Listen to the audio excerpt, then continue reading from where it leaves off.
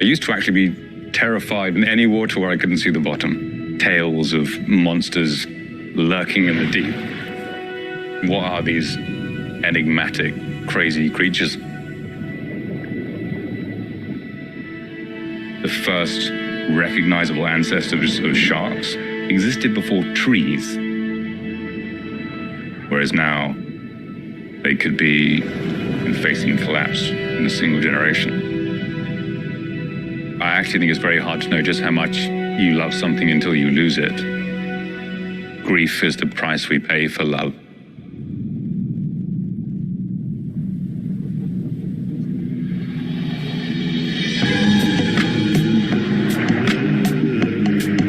The thing that drove me on this path was a pure passion for the animals themselves. I didn't start out wanting to save them because I didn't know that they needed saving or help. This one's for the ocean.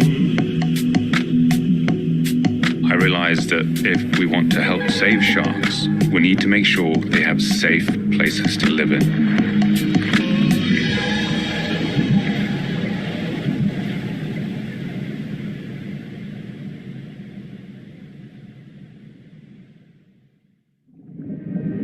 Sharks and rays, they are ancient, enigmatic, misunderstood, and essential to our oceans. But these important animals are under immense pressure. As the Save Our Seas Foundation, we're here to help. Through supporting research, conservation, and education, we work to ensure a future for sharks and rays. The Save Our Seas Foundation. Together, we can make a difference.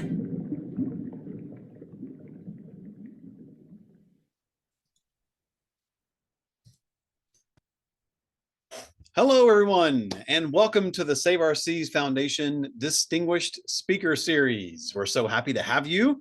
My name is Lance. I am the Director of Sustainability at the Museum of Discovery and Science in sunny South Florida. Tonight, we are joined by two speakers to help us celebrate something that's coming, a very important day that's coming tomorrow, actually. Tomorrow, does anyone know what it is? It's International Sawfish Day, everyone. Happy International Sawfish Day. I need some like horns. So today we are bringing you two researchers focused on sawfish. We'll introduce them in a few minutes, but first a little bit about our museum and the series. First, though, we want to thank the Save Our Seas Foundation, of course, for making this whole series possible. If you are interested in watching the whole series, we're about midway through this year's season. You can check out the Museum of Discovery and Science, our YouTube channel. Has all of them. You can binge watch years of content going back a little ways. So feel free to like and subscribe to the Mods YouTube channel and learn more. If you ever find yourself in sunny South Florida, we would love to have you at our lovely museum. Here it is. Like I said, we're located in Fort Lauderdale. Everything that we do is done to connect people to inspiring science. That is our mission here at the museum, and we focus on four main content pillars in our educational approach: physical science education, early childhood education, health and wellness, and then environmental sustainability. And that's what we're doing tonight. A little bit of sustainability, a little bit of ocean sustainability and awareness in research. So again, thanks for being here. Let's see. So our first speaker, Ashley Dawdy. Ashley discovered her fascination with marine life as a child when she went to the Georgia Aquarium when it first opened in downtown Atlanta. After convincing her parents to buy an annual pass, she became captivated by the underwater world, spending countless hours observing marine animals and volunteering to share her knowledge with guests. Those early experiences sparked a lifelong passion for marine science and ocean conservation. She had her as an undergraduate at the Florida State University. Ashley joined labs there where her enthusiasm for shark research took off. For her honors project, she tracked bonnethead and bull sharks in Apalachicola Bay, sometimes following one single shark for like 50 hours. That's true dedication right there. To understand how their movement patterns change when tides and time of day. She's now doing a Ph.D. student in a Ph.D. program in ecology at Florida State. There, she is working in the Coastal and Marine Laboratory in St. Teresa. Ashley conducts much of her field work in the Florida Keys, where her team sets out collecting samples and tagging sawfish with acoustic transmitters and that track their movements. Through this demanding and dedicated work, Ashley is helping to fill knowledge gaps and support conservation for some of the ocean's most threatened species, as sawfish are. Welcome, Ashley. So happy to have you. Thank you so much. That was an amazing introduction. Well, it's all you. Wow, that was super. Before you start, I just want to introduce our second panelist today, our second speaker, Dr. Carrie Yopak. Welcome. Dr. Yopak received her bachelor's in biology from Boston University in 2002, completed a PhD, sensory neuroethology. Neuroethology. There we go. My tongue's getting in the way. At the University of Auckland in New Zealand in 2007. She later went on to a postdoc appointment at the University of California, San Diego, and the University of Western Australia. She is now an associate professor in the Department of Biology and Marine Biology at the Center for Marine Science at the University of North Carolina, Wilmington, UNCW. She's co-authored 47 peer-reviewed publications, 10 book chapters, and has contributed to the field in lots of grand ways. She currently works in the very appropriately named UNCW Zombie Lab. Zombie stands for Zooanatomical Morphology of the brain and its evolution. So she studies brains, everyone. Dr. Yopak and her students explore evolution of brains in sharks and their relatives, particularly how brain size and organization varies, right? They use novel techniques such as magnetic resonance images, MRIs, and other methods, coupled with some traditional things to describe the brain across the fascinating group of fishes and how we can use those variations within and across species to make predictions about their sensory specialization and behavior. Tonight, she's going to be talking about her brain analysis of sawfish. So, Dr. Yopak, welcome. Thank you for that amazing introduction. I will look forward to sharing all of the zombie work that we're doing.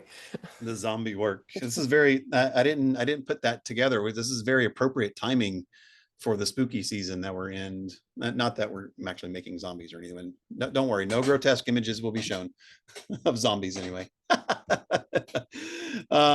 So we have two speakers tonight. Like I said. Ashley and Dr. Yopak will be presenting on their projects. If you guys have questions, our guests here live, if you guys have questions, please do not hesitate to ask. You can type them into the chat. You need to put them directly to me, and then I'll see them and be able to ask them on your behalf. We'll have some time at the very end for some dedicated Q&A, but ask them as we go along as well. All right. I think that's it. Ashley, you have the floor. Tell us what you do and a little bit about sawfish. Thank you. So thanks everybody for tuning in. I'm very excited to talk to you about a portion of my PhD research looking at the migratory behavior of the small-toothed sawfish in the US. See if it will let me. There we go. So for anyone who's not familiar, this is a photo of Pristis pectinata, or the small-toothed sawfish. This is a critically endangered species of ray, and it is one of 5 sawfish species that can be found globally, but it is the only sawfish that is found in the US. So there are 2 smaller sawfish populations for Pristis pectinata in the Bahamas and Cuba, but today I will just be talking about the US population of sawfish. So historically, this population ranged from Texas to North Carolina, as you can see in the first map over to the right. But in the late 90s, they underwent a massive population decline. And after that, their population primarily was restricted down to South Florida, which you can see in the last map on the right. And it's estimated that the small-tooth sawfish is found in less than 20% of its former global range. And this population decline was primarily attributed to bycatch or incidental catch in commercial fisheries, particularly in the shrimp trawl fishery. So as you can see in this photo, sawfish have it's called a rostrum, or the thing you think of as a saw. So this is a toothed rostrum that they have, and this can really easily be entangled in fishing gears like nets, especially nets that are being dragged across the bottom. So when sawfish do interact with this type of gear, they can get broken teeth or even a broken rostrum, and they rely on that rostrum to hunt for fish. So it's really important that that rostrum stays intact, and typically interacting with this trawl fishery really reduces their chances of long-term survival. And they use the rostrum like by swiping it through the water to trap fish, right? And then They come on. do. Yeah, they swipe, and sometimes we'll actually catch fish that have a line of puncture wounds from the rostrum of a sawfish. But yeah, essentially they stun their prey by whacking it with that rostrum, and then they come back and swallow it whole. So they are fish eaters. The way they eat is really fascinating. Yeah, that's a great question. They also have a long history of targeted fishing, especially in the Florida Keys before they were protected. Habitat loss is an issue as well, as we know that small juveniles rely on mangrove habitat in particular for survival through those early years of life. And poaching is another concern, as they are hunted for their rostra, which are then sold as curios. So sawfish do have a long history of conservation in the US, so I just wanted to quickly run through that for anyone who's not familiar. In 1992, sawfish were protected in Florida from commercial and recreational fishing, and in 1995 was listed as critically endangered on the IUCN Red List of Threatened Species. In 2003, the small-tooth sawfish became the first native marine fish to be listed on the U.S. Endangered Species Act. And then in 2007, all species of sawfish were listed on CITES Appendix 1 as threatened with extinction. And this essentially prohibits any commercial trade of sawfish parts. So when species undergo these concerning listings, it becomes a priority to identify what is called critical habitat, or areas that are important for the survival and reproduction of the species of concern. And so in 2012, critical habitat was officially designated for small juvenile small-tooth sawfish. And you can see on these maps to the right where this critical habitat actually is, but it's essentially mangrove adjacent areas in Charlotte Harbor, 10,000 Islands, and the Everglades. So we have not yet designated critical habitat for adult sawfish, but in 2016, internal tagging permissions were granted, and this opened a lot of doors for sawfish researchers to begin looking at long-term movement of adults using something called acoustic tracking. So that's what I'll be talking to you about a bit today. And since then, there's been a long period of research and conservation for the small-tooth sawfish. And this led us into last year, in which we saw an unprecedented mortality event that happened in the Florida Keys that did affect large sawfish. So during that event, we know that 56 animals died and 228 were reported as symptomatic. And so I'm not going to dive too much into this, as Kara will touch on it in her talk. But we are currently in a phase of assessing the impacts of that mortality event. So as I mentioned before, critical habitat remains undefined for these larger life stages of sawfish, and this is a priority research need for management of the species. And so this is what is driving my PhD research looking at movement behavior of large juvenile and adult small-tooth sawfish in the US. So today I'll be talking to you about my chapter looking at movement behavior, and this includes looking at trends in migration behavior, areas of high residency, which means areas where animals might spend a lot of time, or site fidelity, which means areas that animals might return to on a repeated basis. And I'm also interested in looking at kind of the paths that are being taken or the movement corridors taken between these areas of interest. So we are going to be looking at this using data obtained through something called acoustic telemetry. And so when we go out and sample for sawfish, anytime we catch one, we implant a transmitter into their body cavity. And then we let that fish go. And how acoustic tracking actually works is that the fish has now a transmitter inside of its abdominal cavity, essentially. And as that fish is swimming around, every few minutes it's going to let out a burst of sound. And that sound basically works as a barcode for the ID of that animal. So if that tag pings and it happens to be near an acoustic receiver that is deployed on the sea floor, as you can see in this image, then that receiver will record the date and time that that animal was present.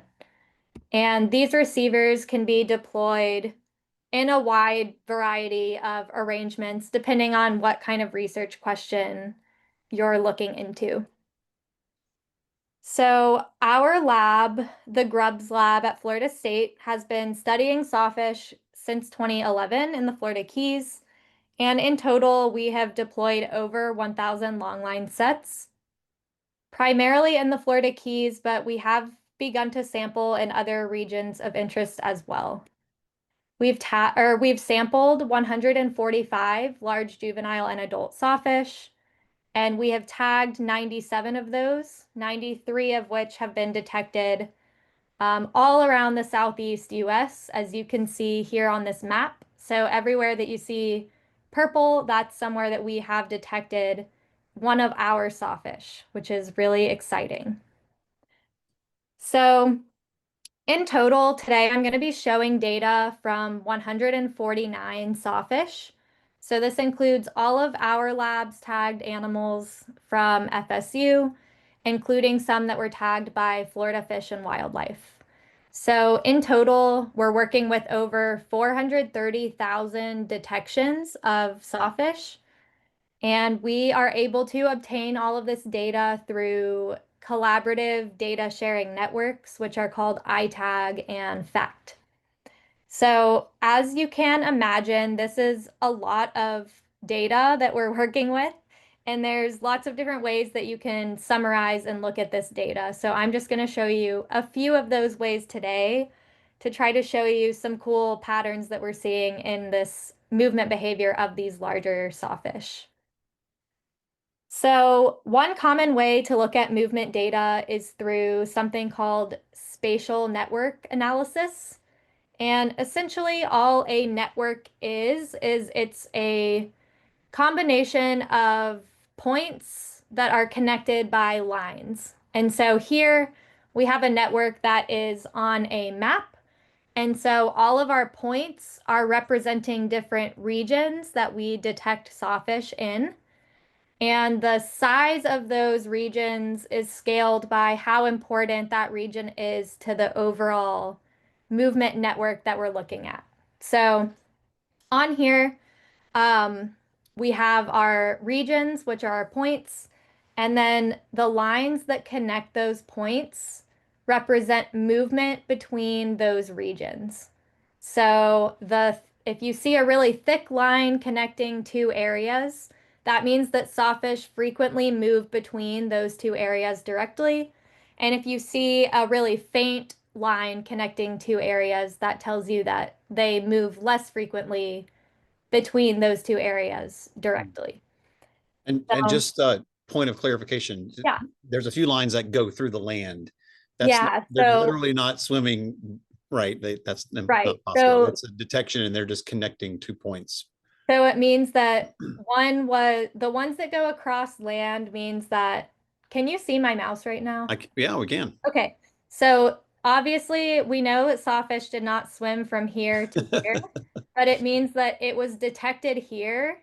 And then the next time it was detected anywhere was all the way over here. Right. So it somehow made it around Florida, evading all of those receivers on its path. So it might have, traveled further offshore or something to go around. But I yeah. mean, that's interesting data all into itself, right? It tells you where Yeah, it's not, and right. that's Definitely. interesting as well. Yeah, the gaps are very interesting, just Right. as interesting as the data. So Yeah. yeah. Um, but I just want to draw everyone's attention to the southernmost part of this map. So you can see we have this kind of dark triangle that forms going from the Everglades up here, down to the upper Keys and then down to the lower Keys. So we see this really dark triangle, which upon visually looking at this map can show you that this seems like kind of a core range of activity. We have a lot of animals that are moving between these regions in this southernmost portion of our network. So again, this is 149 animals that are shown on this map, and 90% of those are considered to be migratory.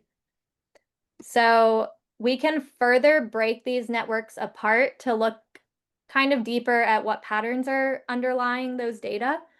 And so here we're only looking at networks of male movement with juveniles on the left and adults on the right. For the juveniles, we can see their movement is mostly restricted down to this kind of core triangle that we were looking at. And then once maturity is reached, we see this northward expansion of the network where we now have animals traveling up to the northern Gulf of Mexico off of our marine lab in St. Teresa, as well as up to about Brunswick, Georgia on the Atlantic coast. And when we do the same for females, we again see a very similar pattern. We see this northward expansion of the network after maturity. And with females, we also see this offshore expansion of the network up here off of Tampa and down here off of the Dry Tortugas. So we know that we're already kind of seeing some interesting patterns, but we can dive a little bit deeper into this data by looking at an individual level. So if we were to go through and look at data from one animal at a time, we could actually place each of those animals into one of four groups based on their behaviors that they undergo on an annual basis. So I want to just show you what those four groups are because I think it's super interesting. We have one group called our Gulf Coast migrants. These animals move between the Florida Keys and the Gulf of Mexico. Typically, they travel as far north as Tampa, but you can see from our map to the left that we do have detections even further north than that. And many of these animals tend to stop in Charlotte Harbor on their way up or down, which we know is a sawfish nursery. Next, we have our East Coast migrants. These animals basically do the mirror of that. They tend to move between the Florida Keys and then they travel up the Atlantic coast in warmer months.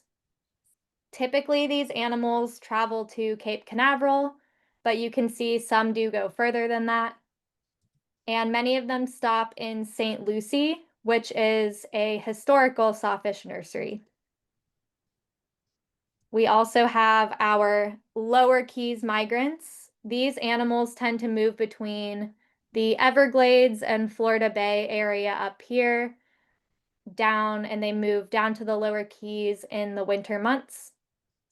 And lastly, we have a very small group of individuals that is only detected pretty much in the Everglades and the middle to upper Keys.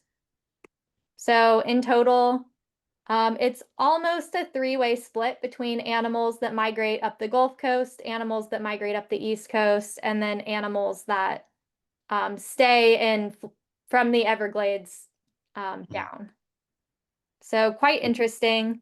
And I want to just quickly walk you through some plots, kind of zooming in on individual behavior of animals in these four groups. So for each animal, I'm going to show you a map of movements, and an abacus plot is what it's called on the left. And you don't have to read anything on the y-axis over here. You can just save your time. But essentially what these plots are doing is we have our regions listed to the left with the northernmost areas at the top, and then we have time on our x-axis. So we're just following one animal through time, essentially. So if we start down at the bottom left, we can see that at the beginning of 2020, this animal was in the lower Keys. In the summer, it moved up to Cape Canaveral, and then in the winter, it moved back down to the Keys. And we see this same pattern kind of happening year after year, which is quite interesting. And we also see that one year in 2021, this animal decided it wanted to go to South Carolina that year. So there is a little bit of variation, but for the most part, they do follow these trends on a yearly basis. Next, we have our Gulf Coast migrant. So again, this is data for just one animal. We can see frequent movements up to Tampa, as well as movements into this Port Charlotte area. And we see a very similar trend on the abacus plot, overwintering in the lower Keys, moving north in the summer, and then moving back down. This animal almost always goes to Tampa, but one year it did stop in Charlotte Harbor. So there's that variation again. Our lower Keys migrants are a little bit different, but also pretty similar. So you can see these also overwinter in the lower Keys. This one frequently goes down to the Marquesas Keys, but they're spending long periods of time in between those winter periods up in the Everglades. And then lastly, our residents that tend to not really migrate anywhere. This is just from one animal that is almost always in the Everglades, but a couple times has been detected over in the upper Keys. So in summary, most of these animals are showing this very cyclical movement behavior at an annual scale. Most animals use either the Gulf or the East Coast for migration. Individuals don't typically use both, but there are a few that are kind of weird that do switch back and forth. And there are a few exceptions for females as well. There are some animals that actually switch where they go every 2 years. And this is likely a result of reproductive behavior, because we know that some females do take a year off in between mating. So they mate every 2 years, which could explain that pattern that we're seeing. So my next slide is freezing up. I just have one last slide. Here we go. Just thinking back to that, the broader scale. So looking back at our overall network and remembering how at the beginning of my talk, I mentioned that a major cause for the original sawfish population decline was attributed to bycatch in commercial fisheries. So I just wanted to give some context for those fisheries with this data. So our US shrimp trawl fishery has less than 1% observer coverage, which means that less than 1% of commercial shrimping boats have a scientist on board that is documenting all of the bycatch or anything that's not shrimp that's being captured. So that's quite low coverage, but from that low coverage that we have, we know that 21 sawfish have been observed in this fishery between 2009 and 2023. The state fishery has no observer program, so we can't really estimate catch from that fishery. But the extrapolated estimates from the federal fishery suggest that between 17 and 163 sawfish are captured per year in shrimp trawls alone. So if we were to look at a map of shrimping effort in the Gulf of Mexico, where the most effort is shown with the orange and red kind of in the center of this cluster of points. So we can see that this high concentration area of shrimping effort is very close to where that core triangle of activity is that we're seeing in our network. And these 21 captures are shown here as triangles, and you can see that a lot of those incidental captures that have been documented in the fishery are happening very close to that kind of core triangle of movement. So for management purposes going forward, this is a very important area to look further into. Lastly, I would just like to plug, if anyone ever happens to see a sawfish in the wild, please report it to the Sawfish hotline, 1-844-4-SAWFISH. This does inform our active research. Awesome. So with that, I'll wait till the end for questions. Yeah, we did have a few questions come in, but we'll wait till, so those of you that are sent questions, I got them. We'll save them for the end. That's fascinating. It's such cool, like, new research. I love, like, oftentimes, especially like in the US, we often think that science is not, like, or we've answered all the questions, right? But that's not the case, right? So good on you for going at it and getting some new stuff. That's really cool. Well, Kara, let's turn it over to you. How does conservation with sawfish relate to their brains and their behaviors? They have some rather interesting behaviors that Ashley just told us about. So can you see my screen? Yes. Is that visible? Yep. Thank you guys so much. I will use any opportunity to nerd out about brains for a little bit of time. So just to start, I really want to thank you all for being here, also the Museum of Discovery and Science and the Save Our Seas Foundation for inviting me and also for supporting this really important work. So my name's Kara Yopak, and I am director of the Zombie Lab. As Lance introduced you to, we study the brain. But probably not the brain you're most familiar with. My group focuses on understanding the brain of fishes with a particular emphasis on the cartilaginous fishes, which is a group that includes sharks, skates, rays, and chimeras. So we tend to ask questions across three major axes. So first, we're interested in understanding, how does the brain vary between species, and what can this variation tell us about the shark's behavior? We also look at how the brain varies even within the same species. So that could include how the brain changes normally throughout the life of a fish, as well as how the environment might be impacting brains and therefore behavior, including things like exposure to toxins. So in my experience, I think there's some common misconceptions about sharks and their relatives, which is that they are just these dumb, pre-programmed eating machines. However, sharks are actually capable of an incredible range of complex behaviors, and they have this amazing battery of highly developed sensory systems that they use to detect the world around them. So if you imagine you're a shark, you're moving through your environment, you're going to be continuously gathering information on odors you're encountering. You will be processing things that you see in your environment. Cartilaginous fish can actually hear and respond to sounds. There's not a lot known about shark hearing. They also have some really unique senses. So they can detect minute electric fields via their electroreceptors and hydrodynamic cues via their lateral line. So imagine this vast array of sensory information is being continuously sampled and then sent to the brain for processing. So that's where we come in. But I also find that when it comes to the brain, there's some misconceptions there as well, which is that sharks are just these small-brained, primitive organisms. But there was some amazing research that was done in the 1970s. And this study looked at brain weight here on the y-axis versus body weight across all major vertebrate groups.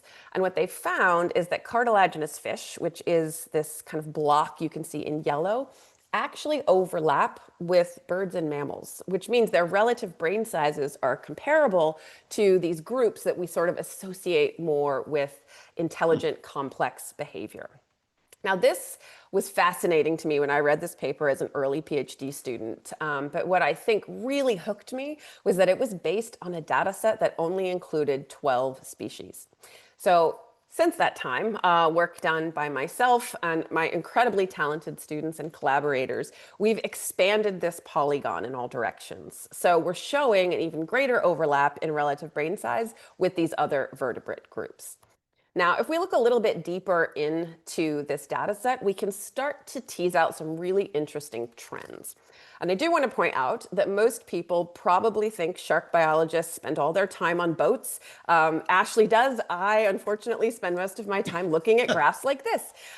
So just to kind of talk you through how you would read this kind of graph, again, we're looking at brain mass here versus body mass. And each of these yellow dots is a different shark, skate, or ray species.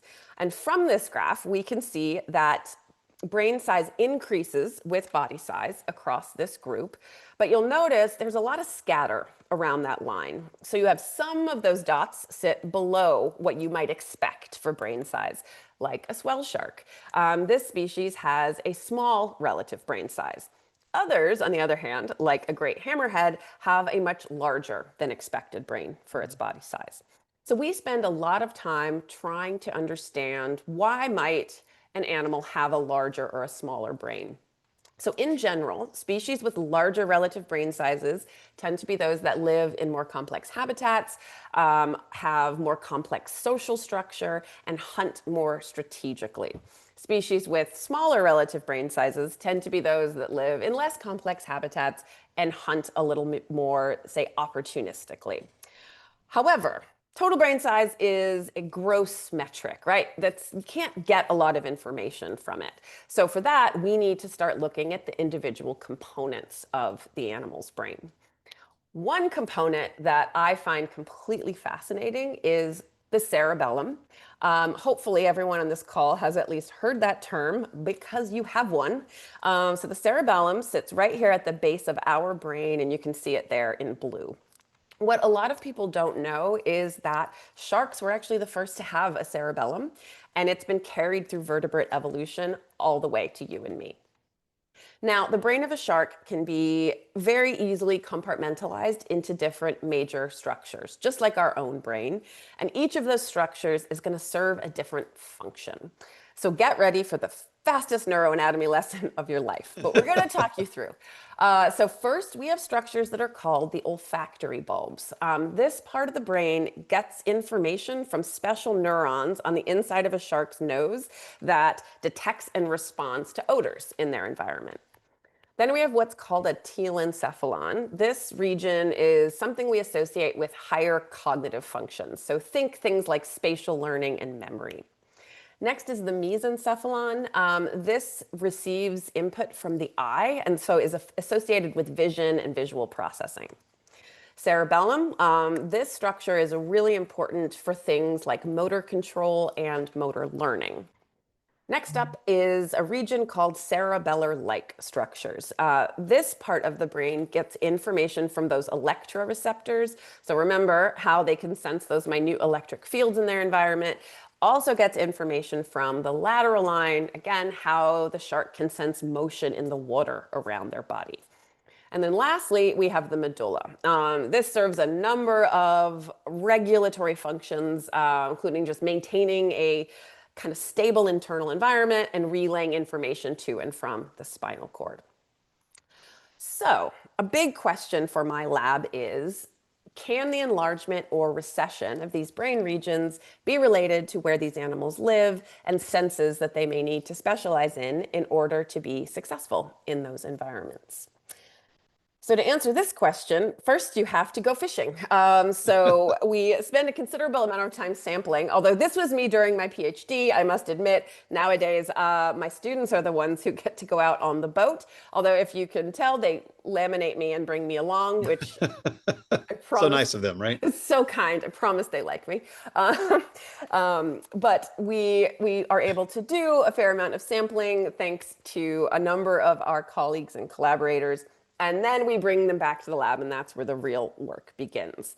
So what you're seeing here is something called a phylogenetic tree. And that's just a map showing relationships between different species of shark, skates, ray, and chimera. And here we have family groups that we have species representatives from. And I don't want you to get too mired in the details. The only thing I need you to get from this is we have a pretty broad data set, including about 180 species. And so across that diversity comes huge diversity in terms of things like body size, swimming speed, diet, and of course, environments in which they live. So I don't know if anyone on this call has ever seen a shark brain before. Is today your lucky day or what? But most people who have usually have seen this one. So this is the brain of the spiny dogfish. But if I only showed you this, I really would not be giving you a sense of just how diverse the brain can get across these species. So spiny dogfish tends to be what we consider the average brain. In other words, nothing is particularly enlarged. Compare that to the one in the middle, which is our short fin mako shark. We find they have incredibly large regions associated with processing visual cues. Different again from something like a great hammerhead that has really large regions associated with spatial learning, memory, and motor learning. So the take home here is that these animals all share the same brain regions, but they vary a lot in terms of size of those regions, placement, and complexity. So a big focus of ours is what explains all of this variability. So this is naturally going to bring up some discussions of ecology. So I'm aware that probably not everyone on this call is thinking about what's going on under the ocean as much as I do on a daily basis. So I want you to think of the undersea habitat like a graph.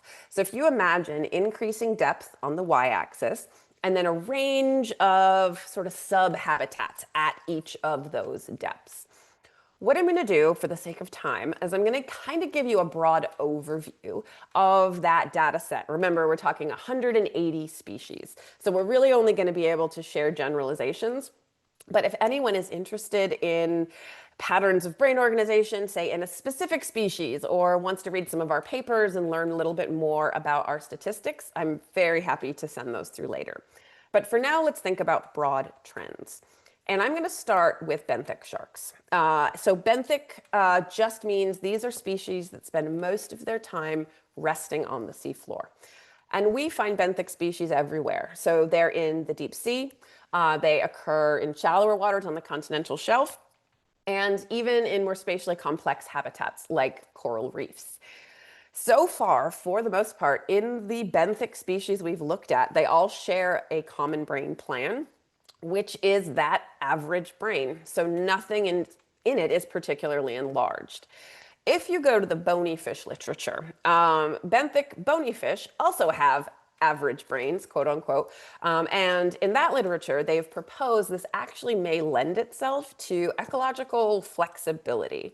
And I think the same thing could be true for our benthic cartilaginous fish, where these average brains may sort of enable a more generalist feeding strategy and lifestyle, which could make them more successful.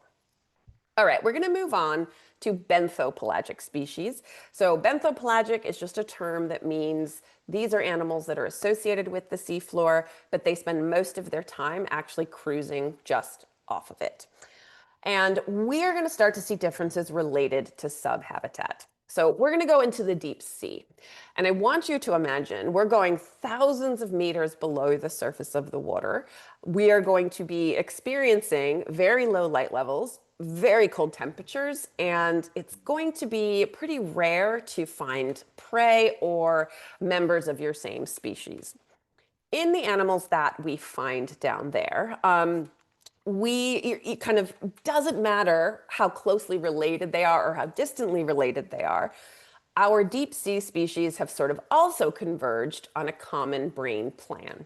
And what we see is enlargement of the regions that process smell and exceptional enlargement of the regions that process electroreception and lateral line.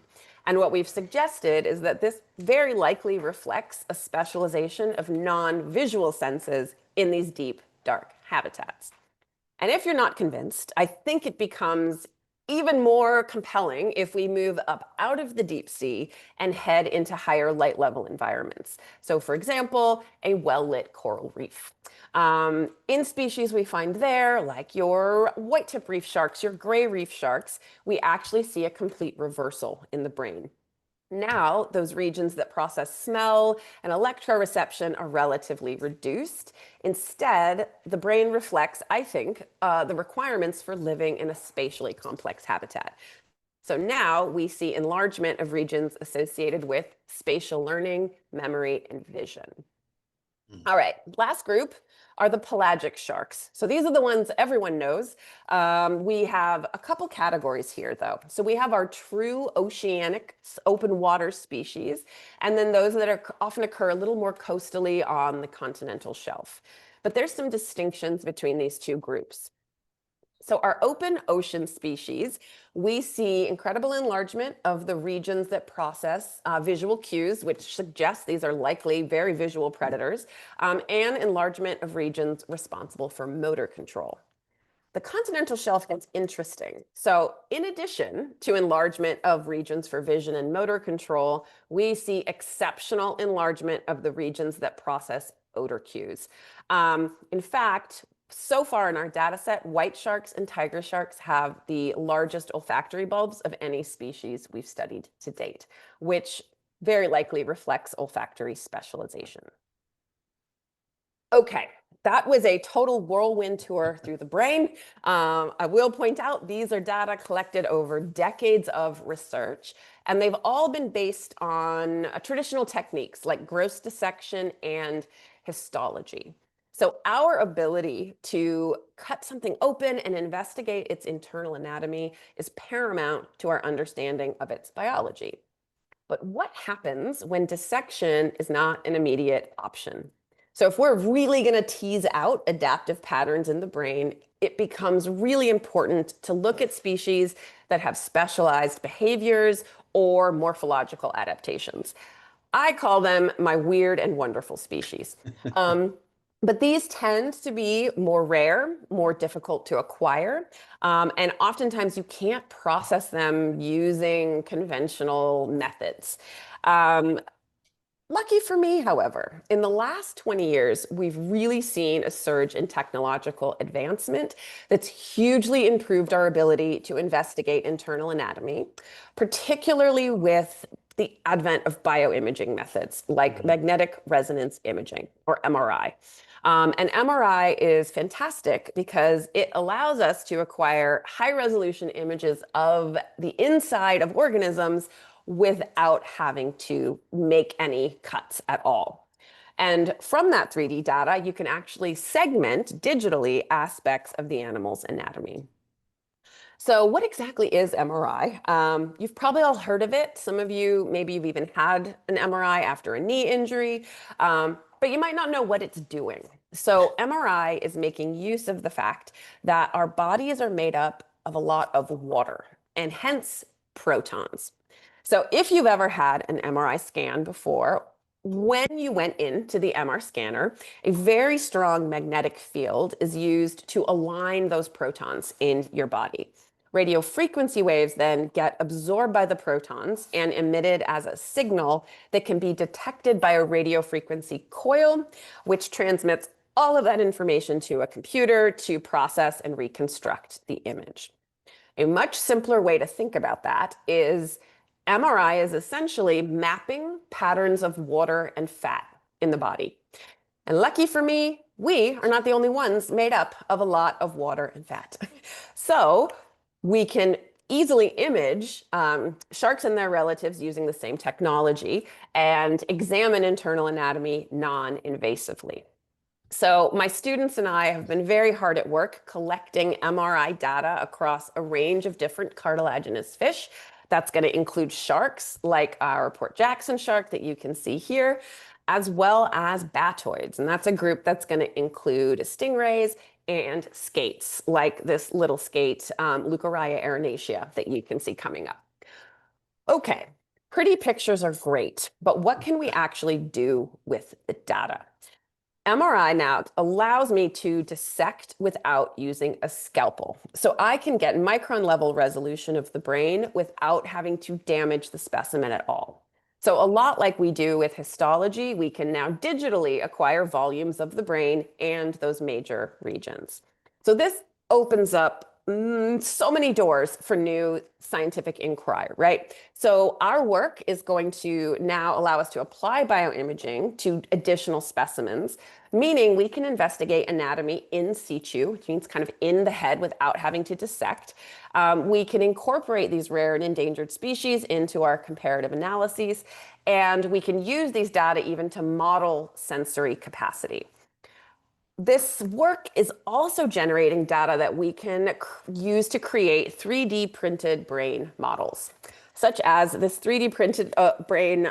This is actually my own brain that I use for teaching in my classes. So this is going to really enhance our ability to interact and reach the public and teach them about brain anatomy.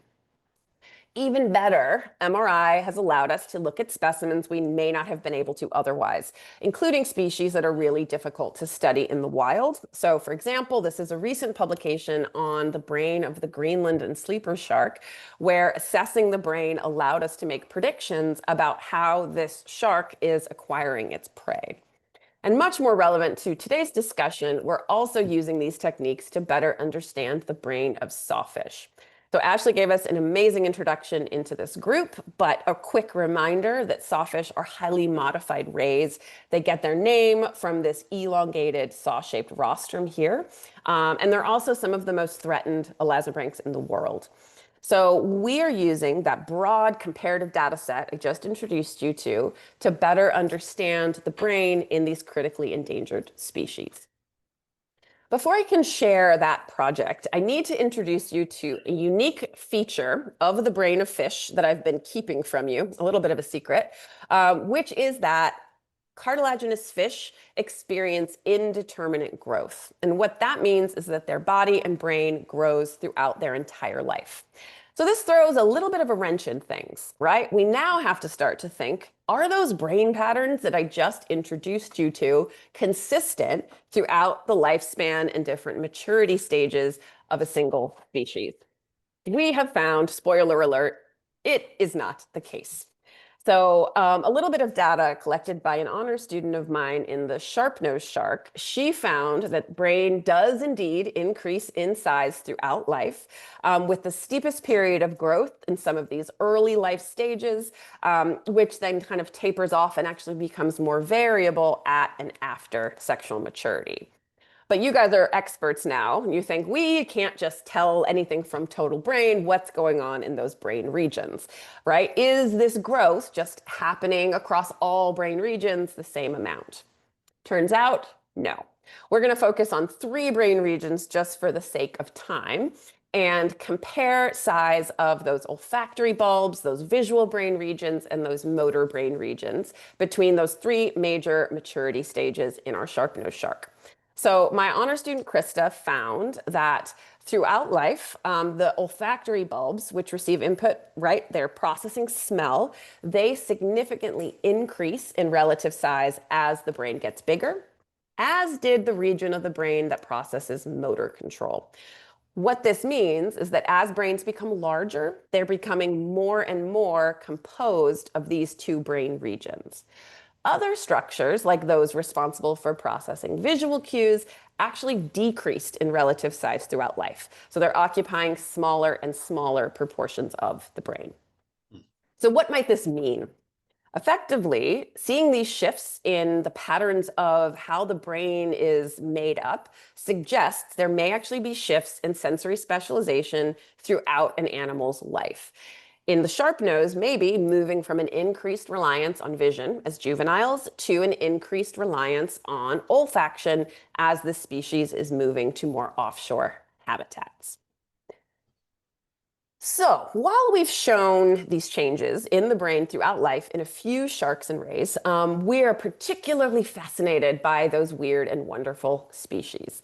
And that kind of brings us to our sawfish. So can changes in the brain help us predict shifts in sensory specialization in our most rare and endangered species, like the small-toothed sawfish? So many years ago, I was lucky enough to initiate a collaboration with Dr. Greg Poulakis of the Florida Fish and Wildlife Conservation Commission, where we started to acquire samples from incidental mortalities that he and his team recovered. Basically, animals that die of natural causes in the wild, Greg and his team are able to collect tissue under very strict permit that can help us advance scientific questions. So take our existing data set of 180 species and our growing data set of shifts in the brain throughout life in the same species. My PhD student, Maria, started working with Greg and colleagues to explore shifts in the brain throughout life in small-toothed sawfish as a means of predicting shifts in primary habitat and sensory specialization. And as we're going to see in a couple slides, understanding what is normal for this species at each life stage is going to be vital. So we currently have a data set of 10 specimens of small-toothed sawfish, ranging from juveniles to mature adults. And data collected on these healthy tissue is going to be used to establish a baseline atlas of normal brain growth and anatomy in this species. So we've started scanning this tissue. I don't want to spoil it just yet, but we hope to have some exciting results for you in the coming year as Maria completes some of her scanning. But this kind of brings us to a really important point. Once you know how something functions or how something is set up in a healthy manner, you can then use it to understand how and why it might have abnormalities. So we see all this natural variability in the brain across species that reflects ecology, and then all of this natural plasticity throughout life in a single species. It kind of begs the question of the degree to which environmental conditions can alter normal patterns of brain development. So as Ashley kind of hinted in her talk, and some of you may already be aware, since early 2024, there have been at least 56 confirmed sawfish mortalities, coupled with hundreds of accounts of a fish spinning disease with no current causal explanation. So we're working collectively with a true army of brilliant scientists and conservationists who are trying to study every aspect of these afflicted animals and try to inform the basis of what might be causing this disease and how it can be prevented in the future. So the incredible team at the Florida Fish and Wildlife Conservation Commission have been collecting tissue, including the brain, from these specimens of small-toothed sawfish that have been known to have died from this awful disorder in the hopes that the brain can help us understand this mortality event. So as Team Brain, our goal is to leverage the work on shifts in brain organization at various life stages in healthy sawfish, and then use what is normal to try to inform this mortality event. So this would allow us to identify anomalies, brain lesions, and potentially degeneration in the brain in individuals afflicted with this spinning disorder. So scanning is underway. We'll definitely share more of our results in the coming year, but just as a teaser, this is a lower resolution scan of a sawfish head. Just to orient you, we've got the rosette. Oh, it didn't come up. Oh, well, that was the brain. I'm gonna try to restart that so you can see. So here is going to be the rosette. You'll see the brain coming up here, the ears, and then the eyes. So we are collecting much higher resolution images now. So watch this space because we're hoping to share these results in the coming months. Finally, it's a really important part of our lab's mission to always be engaging with the broader community. So in addition to kind of answering these critical research questions, we also are really lucky to have gotten support from Save Our Seas to extend this to some kind of scientific outreach programs. So we're going to be using that 3D data that we're collecting to generate 3D printed models of the brain from Sawfish for use in teaching and outreach. The real goal here is to take science out of the lab and literally into the hands of the public that care so much about these animals. So this is obviously a massive group effort. Just again, thank you so much to the Museum of Discovery and Science for hosting this, for Save Our Seas, as well as so many of our sponsors from Save Our Seas to Florida Fish and Wildlife Conservation Commission, Fish and Wildlife Foundation of Florida, the Ocean Foundation, and others. And huge thanks to the U.S. Smalltooth Sawfish Recovery Implementation Team and countless researchers who are working tirelessly to help mitigate this kind of horrible disaster afflicting sawfish. So if I have time, I will be happy to take some questions with Ashley. I am so fascinated. I have so many of my questions, but they'll have to wait because we have a lot of questions from our audience too. Great. So if our audience, if you guys want to sit, we're going to go, we've already gone past 7 o'clock a little bit. So we'll try to get to as many of your questions as we can. So Kara, Ashley, lightning round on questions. Okay. Yeah. Yeah, we had tons of questions coming in. Both of you have such fascinating research. Let's see. So question for Ashley. One of our guests was asking about sawfish you've tagged. They have switched between using 2 different coasts in Florida. Do they kind of like stick? You showed us the map where some go this way, some go that way, some stick in the Keys. Do they seem to be separate migrant groups? Are there any changes in their genetics that are they 2 separate species or not species, 2 separate like populations genetically as well, or do they mix? So it's all one population genetically, so they have to be mixing somewhere. But we are currently working with some colleagues that are using a method called close-kin mark recapture to look further into the genetics, and we will be soon looking to see if it does seem like there is a genetic basis for those migratory groups that we're seeing. That's a really great question, something that we're really interested in and looking into. Yeah, another question from, I guess, asking about like receiver coverage. Does that play into answering some of those questions, right? I know that we're very fortunate in the US to have a huge network of receivers, but are there dead zones out there that could help you answer? Maybe that's an expansion of your project, right? Putting out more receivers to see these things, but that's also a great question. Coverage is something we talk about a lot, especially since these animals are moving such great distances. They're passing through regions that are loaded with receivers, but they're also passing through regions that are kind of like deserts of coverage where there's not really much at all. So yeah, if anyone's interested in telemetry, there is a pretty big gap north of Tampa. So basically between Tampa and our marine lab in the Big Bend. Also kind of out near that triangle that I kept referencing towards the lower Keys, out near like Dry Tortugas and Marquesas. More coverage would be helpful out there too, if we're talking about sawfish. Yeah. A question also just about the sawfish's role in the environment. This is going to be for both of you, because you're both looking at sawfish populations and studying mortality events such as the spinning disease and things. What would happen if they go extinct? What is the niche that they inhabit? What is their role in the environment? And maybe on the trophic level of things, are they any thoughts on that?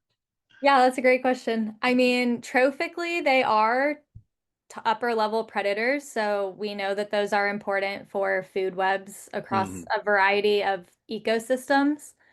And for sawfish, also, they move between so many different habitats. They're not just part of one food web. They're part of lots of different food webs. So they are filling that role. And then if you're thinking in terms of biodiversity, right, this is our only remaining sawfish species in the US that we have. So Right. Yeah. So Kara, given what we know about what you know about sawfish brains, is the spinning disease immortality as a sawfish, do you think it could be preventable? Is it treatable? Do we know what is the mechanism of that disease? Or can you say that yet? I don't know. We can't say that yet. I think step Okay. one is kind of trying to find the kind of a causal explanation for what might be going on. There's, like I said, a huge team of people looking at every aspect of the biology of these animals that were afflicted.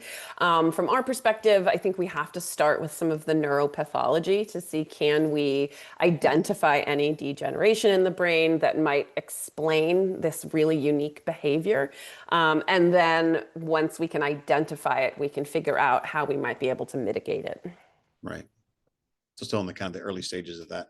Very early stages, yeah. It's interesting, especially on the west coast of Florida. There's lots of interesting things that happen with water quality and red tides, and it'd be interesting to see if there's a bacterial sort of link or not, with dinoflagellates and things. I know those cause lots of issues with humans. I would imagine with sawfish as well, and other fish, of course, too. But no, they're definitely looking into a range of kind of potential causes and doing a lot of water sampling.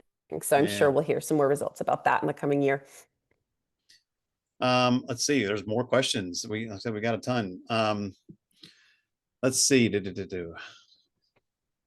One question about brains, and maybe you could talk about the biological phenomenon on like coevolution of but how did these different species end up with such similar brains? It seems really interesting, and it's a cool little tweak of biology and how that happens. So I don't know if you talk about that just for a second.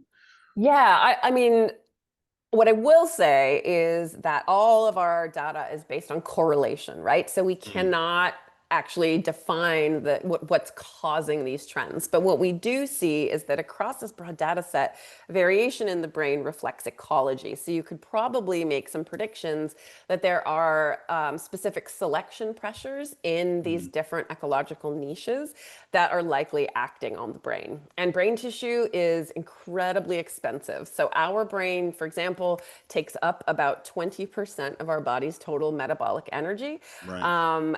I would imagine if you are continuously growing your brain as well, it's probably an even bigger component. So you have to be pretty frugal with your metabolic expenditure, especially if you've got a lot of other things going on. As you're aging, you have to start thinking about reproduction and the metabolic investment there. And there's so many things. So you would not have, in my opinion, a bigger brain than you need. Right. But it is pretty remarkable. We're kind of at a really exciting place where you can hand me a brain and I can give you a pretty good prediction about where it lives and how fast it swims and what it eats. And it's actually amazing to be predictive about behavior just by looking at brain anatomy. Yeah, that's really cool. And then we had a question about like, surely you don't have a boat with an MRI machine strapped to it, right? Nope, not possible. So how are you getting these samples of these critically endangered species? I know you talked about some mortality events and getting samples from that, but do you take an fMRI, which is maybe a little more mobile, out into the field and do that, or no? How does that work? So you would not want to bring an MRI into the field. No. There are several million Salt dollars. and MRIs, I can imagine, is not a good idea. No, but also, so the magnet is always on. So you cannot have metal anywhere near that machine. So bringing it on a boat would not work. Now, it's a really good point, and I didn't go into all of the background that I could have, but there's different kinds of MRI. So you correctly pointed out there's functional MRI or fMRI, and then anatomical MRI. So we've focused on anatomical, which can and is primarily, you can perform it on live animals, but for our purposes, we're performing that on specimens. live animal MRI. So remember what I said about how that instrument is essentially measuring protons or water. So being able to, not that it's not possible, and I and others have definitely attempted it, but scanning animals that need to be in water to survive comes with its own challenges. So we're mostly scanning opportunistically collected specimens from Sure. mortalities. Yeah. Cool. Yeah, that was a big question someone had, right? Yeah, no, it's a good question. Yeah, and then the last question someone was asking just about what is you mentioned the weird and wonderful species. What is your favorite one? And then Ashley, what I guess a coinciding question is, do you have an individual sawfish that you're particularly fond of in their track? We'll go to Kara first. Oh, I love a weirdo. So I have a couple favorites, but I will use some props. Okay. So if this is our spiny dogfish average brain, my favorite is the hammerhead. Yeah. So they have remarkably large brains. They also have such dramatic anatomy that I think is really, really incredible. In that same vein, I think it's a tie between hammerheads and thresher sharks. So I don't have a thresher brain with me, but I will say over 30% of a thresher shark's brain is the regions responsible for motor control. And if you think about how a thresher shark captures prey with that long caudal fin, and actually the thresher was the sample that early in my PhD made me realize that brain anatomy may actually reflect specialized function. So it will always have a special place in my heart. That's so cool. I love it. What about Ashley? Do you have any favorite favorite sawfish that you've tracked? That's a tough question. I think there are definitely some that do really odd things in comparison to the others, and those are the most fun ones to think about and try to figure out why they're doing that. We have one animal that one year it migrated up both coasts. Like it went all the way past Tampa and then turned around and went all the way to Cape Canaveral. Oh, wow. And I thought that was extremely weird. And I'm still grappling with why that happened. Why? Right. Yeah, I guess that's the caveat to studying behavior is that my advisor sometimes tells me, you know, they're fish, they can go wherever they want. So they don't, just because they normally go somewhere doesn't mean they have to go there every time. So right, of course. yeah, Of the course. variation's really fun to look at. Yeah, it is really interesting and to think about like fish autonomy and how it's connected to their brain and and fish are smart. And especially some of these species that you guys are studying. It's really cool. Anyway, thank you very much for giving us all this wonderful information. I learned so much about sawfish and brain science as well, and we'll have to keep track and follow up with you guys and see what grand things you're doing in the future. Thank you both very much for being here. Thanks for having us. Thank you. This was so much fun. Helping us celebrate International Sawfish Day, everyone, tomorrow. Woohoo! Make sure you celebrate. Yes, well, you can join us next time. Join us for the Save Our Seas Foundation Distinguished Speaker Series next week, actually, on Thursday from 6 to 7 p.m. Eastern. We're going to be joined by Dr. Hoangna Emmanuel from Benin, in Africa. He's going to be talking about the critically endangered species that he studies there. Like I said, join us. You can find the whole series on our YouTube channel. If you want to join this series, you can scan the QR code for next week there on the screen, and or just go to mods.org/STEM Learning Series. And with that, I'll say one final thank you, Kara, Ashley. I wish you well, and we'll look forward to what you're doing next. Thank you, everyone.